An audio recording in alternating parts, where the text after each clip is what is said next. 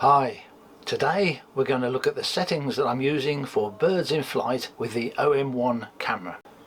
Now I want to start off by just trying to explain why it is so difficult to test the autofocus settings on birds in flight.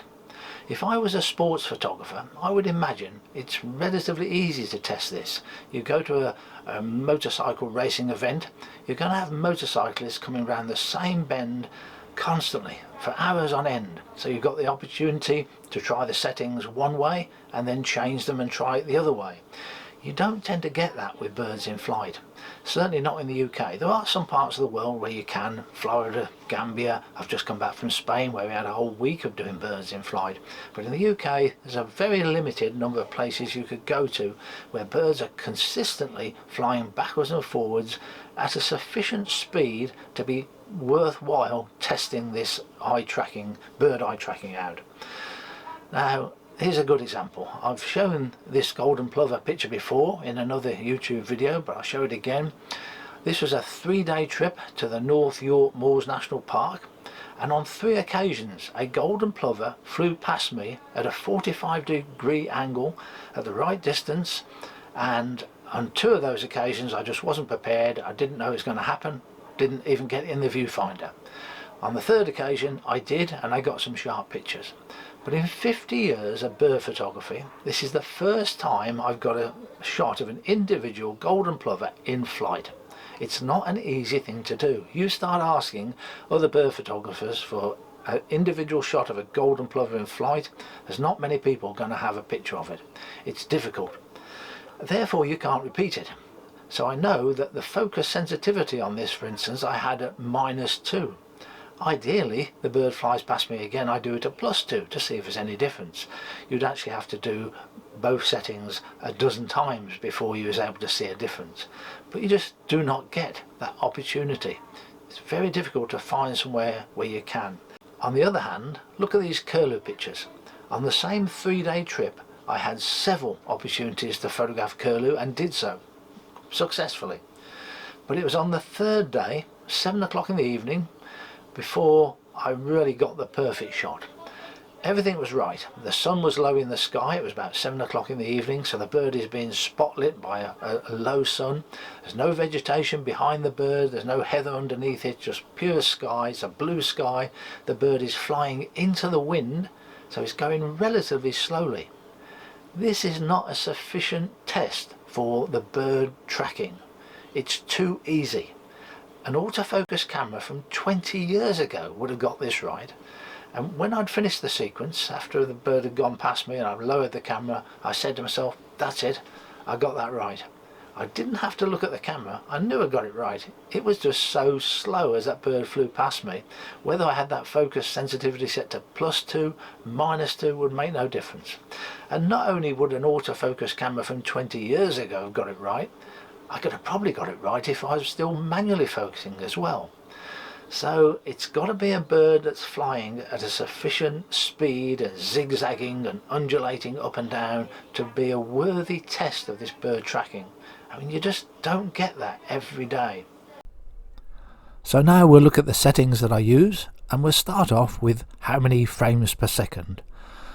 I use SH2. There's 2 ways of getting into this. We can go to the super control panel on the back of the camera, but I tend to press this button on the top left of the camera, and that brings up the menu on the bottom of the screen. You can see it's set to SH2, so that is 50 frames per second. It's not so much the fact I want 50 frames per second, however, it's the fact there's no blackout between frames. When you're looking through the viewfinder, it's constant viewing, and that makes it so much easier to be able to follow a bird in flight, especially when that bird is getting close to you and it's filling the frame. Much easier to be able to continue to pan with it when you can see it all the time without that annoying flicker in the viewfinder. Having said that, if you do come down to silent sequential mode, which is 20 frames per second maximum, then there is actually flicker in the viewfinder, but it's absolutely minimal. This camera has less flicker in the viewfinder than any other camera I've ever used. But nevertheless, I want it without any flicker at all, so SH2 is my choice. The other one I want to set is how many focusing points are active. Well, if we go to the super control panel, the green box on the left hand side towards the top, that says we've got all focusing points active, and that's what I would normally use for birds in flight. You can select single, large, mid, whole range, but for birds in flight I'm going to want all of them active. Now we're going to the camera's main menu, and at the moment we're on the left hand side, camera 1 setting on the top row. We come across to camera 2 and then across one more to the autofocus settings. This is what we're interested in. There's not many we have to set for birds in flight, but starting with the top one, AF mode, it's set to continuous autofocus with manual focus override. Here's the other options. If you were to look in the manual, you would see there's very little in it between continuous autofocus and tracking and continuous autofocus. The manual would give you the impression for bird detection or any subject detection, it really doesn't matter which one you use. But I started to notice that a lot of people were recommending you to use continuous autofocus. This was on forums and YouTube, and I asked a couple of the OM ambassadors why, and they told me that OM systems had recommended that they should use continuous autofocus, but they didn't know why. So I phoned up David Smith, who is the OM technical person who does a lot of their YouTube videos and is very knowledgeable on anything to do with Olympus or OM cameras, and he told me that they believe that the continuous autofocus algorithms are better suited to the subject tracking. Now this is something I'd already put a lot of time in trying to see the difference between the two, and I couldn't. But nevertheless, if this is what OM systems are recommending, from now on I'm using the continuous focus and not continuous focus with tracking. On the first screen there's only one other setting that is relevant, which is the release priority right at the bottom. I do have autofocus plus manual focus set to on, starry sky, of no interest to me. I let the autofocus begin when I half depress the shutter button. I don't use the back button focus. And I do have autofocus on when I'm in manual focus mode as well, but release priority is the only one we're really interested here for birds in flight. If release priority is set to on, then the camera will take pictures even if the subject is out of focus. If it's set to off, then the subject has to be in focus before it would take a picture. And you can set this up separately for single autofocus or continuous autofocus mode. What it doesn't tell you in the manual is this only applies to the first picture when you're in burst mode, and for birds in flight you are going to be in burst mode. Now it's easy to test this works when you're in single autofocus mode. Point the camera at something very close to you, about 2 meters away, then point the camera at a tree 100 meters away. And when you fully depress the shutter release button, you'll see there's a slight delay before it starts to take pictures until the tree comes into focus. It's only a fraction of a second, but you can see the delay. So I assume therefore it works in continuous focus mode as well, but it's much more difficult to test it. But in practice, of course, this is not the way we normally photograph a bird in flight anyway. You would normally be half depressing the shutter release button so the bird is already in focus before you fully depress the button. So I don't think this setting makes a huge difference, but I have it set to off just in case. So now moving on to the second page, there's only one setting that's really relevant here. AF illuminator, that just means it throws out a light to help it autofocus in the dark. AF area pointer is just a display. You've got 3 choices. It doesn't actually have a function. It doesn't make any difference, just how you want the screen displayed, personal choice. So we've really got to come down to subject detection. Does this make any difference? Well, yes it does. We've got it set to bird mode. Occasionally I forget to change it if I'm photographing, let's say, a fox or a deer, and initially I might think it's working fine, and it does. Let's say 70% of the time it doesn't make any difference, but then you start to notice the autofocus not working quite as well. You change it to the animal or mammal mode and it will focus on that fox or deer much better. And the same in reverse. You can have it set to the animal mode, photograph a bird, and it will work fine most of the time, but it does improve it if you have the correct subject detection set for whatever it is you're photographing. Eye detection frame is also just how it displays in the viewfinder, just a personal choice. It makes no difference to how it functions. Moving on to page 3. Continuous focus sensitivity. This is an interesting one. I've had a lot of discussions with other photographers about this. First of all, the theory. If you have it set to -2, the autofocus is its most sticky. It will stay on the bird. If the bird flies behind a telegraph pole, you're telling the autofocus to stay on the bird, don't jump onto the telegraph pole. If you have it set to +2, the autofocus is more responsive. As that bird turns and perhaps comes towards you, it's more likely to stay onto the bird. Now there is a bit of a contradiction there between these two options. However, on the OM-1, I don't think this setting is very relevant anymore. It was on earlier cameras, and I used to be able to see the difference between -2 and +2 on the earlier models and on other brands of camera too. The reason that I don't think I can see a difference with the OM-1 is the bird tracking is very effective. You don't have to worry about telling it to be more sticky. It is very, very sticky. These swifts flew round and round in circles, as they're prone to doing, and went past these wires many times, and not once did the autofocus get distracted and jump onto the wire, because a wire doesn't look anything like a bird.